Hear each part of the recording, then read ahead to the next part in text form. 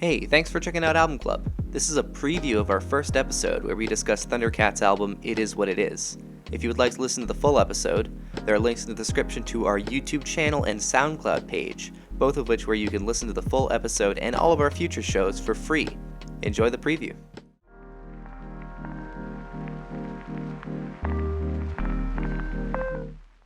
Hello and welcome to Album Club, a weekly podcast where we discuss our thoughts on various albums through the years. Since this is the first episode, we should probably introduce ourselves. I'm Emery. I'm Marco. Hi guys, I'm Nathan. I'm Elijah.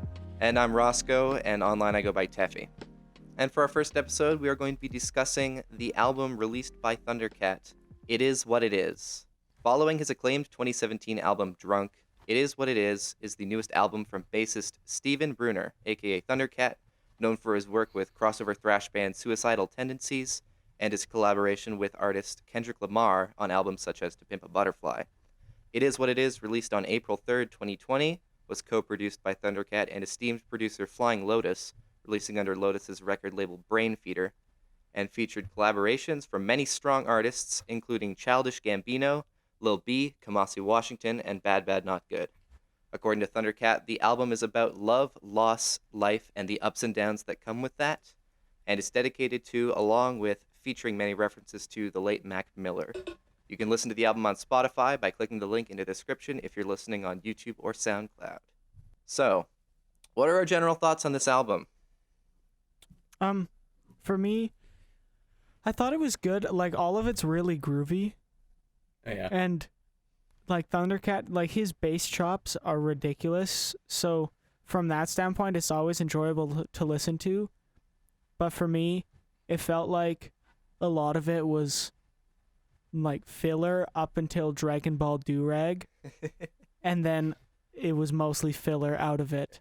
And Dragon then, Ball Durag is the all highlight. filler. Well, I mean, I wouldn't, like, for me, it was like, he was more, well, yeah, filler's maybe not the right word, but I would say more, like, background music, as opposed to, like... Yeah. A lot of the album, like, the way I would describe the album is dense. Like, there's a lot, I feel like there's a lot of content, but a lot of it doesn't really feel... It feels like it's just there. It doesn't feel very, like... I don't know what a better way to put it other than, like, soulful. It's just... It's like a rock that was just thrown at you, I guess. I don't know. It's just like completely hollow and soulless. There's nothing to it at all. It is a husk. Yeah, no, I'm not saying that. But, like, I you know what think I mean. I think it's interesting because there are definitely a few tracks that stand out to me. Dragon Ball Durag being one of them. I think Unrequited Love being another. But for a lot of Unrequited Love is good, yeah. it definitely does feel like it's a lot of transition music. Well, and I feel like a lot of that is, like, further emphasized by the fact that a lot of the tracks are pretty short. That's true. I There are like quite it though a few, because like, minute to minute and a half long tracks.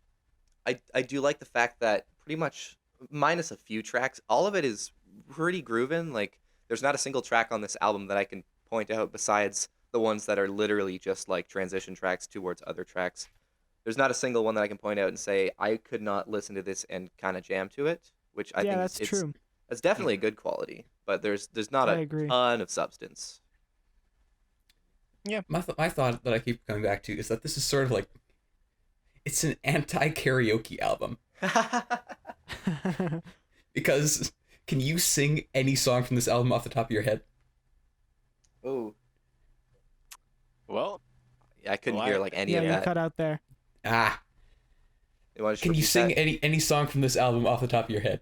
Dragon Ball Durag. I can sing the first Hi, few lines of hello. Unrequited Love.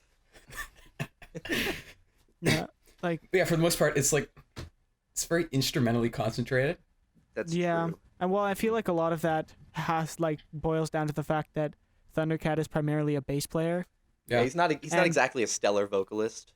He is a Like, I like his style. bad Like, vocalist. No, I'm kidding. yeah. Like, I mean, objectively, he's not great, but he's like good I like at his what he style. does. Like, it has a super cool sound to it, and his harmonies are super tight. mhm. But yeah, I wouldn't exactly call him like a trained vocalist. You know.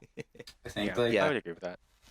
I think he's good, but he only works in some on Yeah. on like a few tracks. I agree I with feel that. like most of the tracks on here he did not fit his vocals. I thought someone else would have worked better. Yeah, I think that's really? mostly Yeah, just I due see to the what fact that again he's not a vocalist. I think he's a bassist primarily. So Yeah.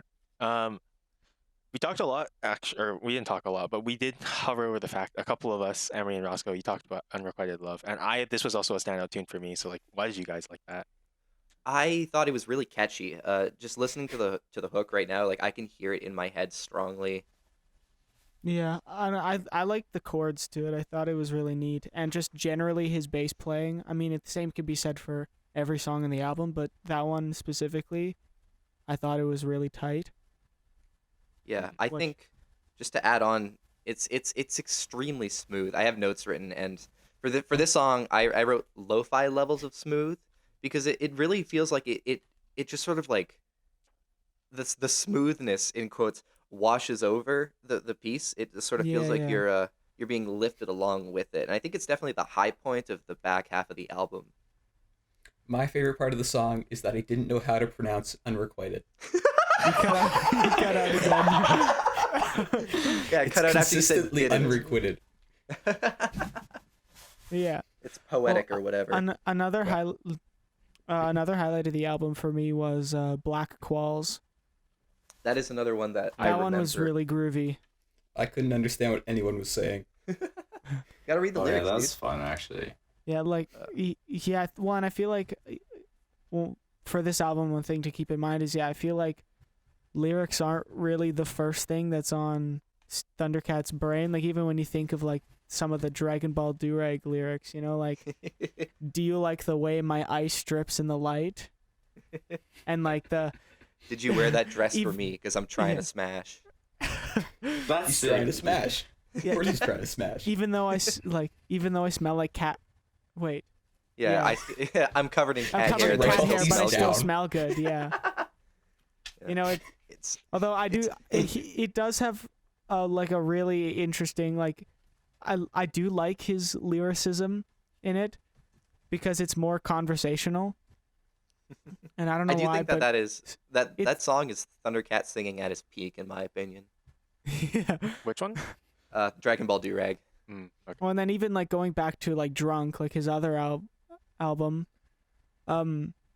I like even like lyrics to Friend Zone, like they're like, oh, what are they? Is it because I wear my hair weird or because I like to play Diablo? Mm-hmm. So he He's just a gamer. I didn't he hear just- that, but okay. he just he just writes like whatever the hell he's feeling at the time, and I don't know, I vibe with